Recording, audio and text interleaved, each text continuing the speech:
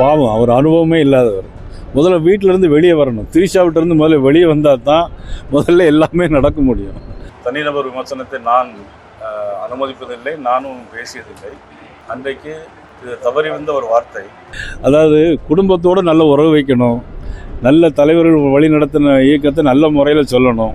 உண்மையிலே யாரேனும் இதில் வருத்தப்படுவதானால் என்னுடைய வருத்தத்தை நான் மனப்பூர்வமாக நான் தெரிவித்தேன்.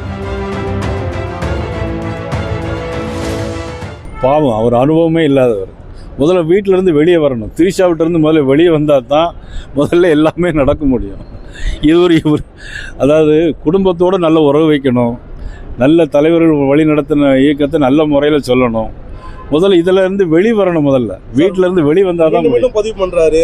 விஜய் அதாவது விஜய்க்கு திமுக தான் போட்டி, மற்றவங்க எல்லாம் மக்களால் தெரிவு செய்யப்பட்டவங்க. கூட களத்தில் திமுக மட்டும் தான் இருக்கு, அதனால நாங்கள் திமுக மட்டும் தான் பேசுவோம். மற்றவங்க எல்லாமே மக்களால் நிராகரிக்கப்பட்டவங்க. எலெக்ஷனு நான் சொல்கிறேன், ஒரு களத்தில் ஒரு கவுன்சிலர் கூட இல்லாதவன், அதாவது கூரை ஏறி கோழி பிடிக்க முடியாதவன் வானம் ஏறி வைகுண்டம் போக முடியுமா? இதுதான் விஜய்க்கு பதில். நடிகர் திரிஷா நான் இந்த மாதிரி ஒரு தலைவர்கிட்ட இருந்து இந்த மாதிரி ஒரு வார்த்தையை நான் எதிர்பார்க்கல, அவர் என்ன இப்படி மாதிரி சொல்லியிருக்காங்க, நான் எந்த அரசியல் கட்சியிலும் ஈடுபடலை, நடுத்தரமானவன் அப்படிங்கிற மாதிரி ஒரு அறிக்கை வெளியிட்டிருக்காங்க. உங்களுடைய கருத்து?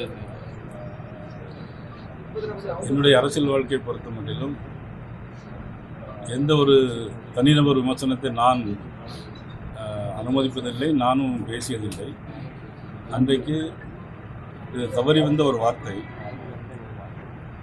அதற்கு எங்களுடைய அகில இந்திய தலைவி மதிப்புக்குரிய வானதி சீனிவாசன் அவர்களும் ஏற்கனவே என்னிடம் பேசியிருந்தார்கள்.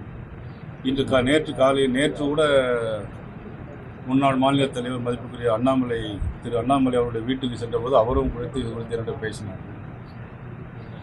உண்மையிலே யாரேனும் இதில் வருத்தப்படுவதானால் என்னுடைய வருத்தத்தை நான் மனப்பூர்வமாக நான் தெரிவித்துள்ளேன்.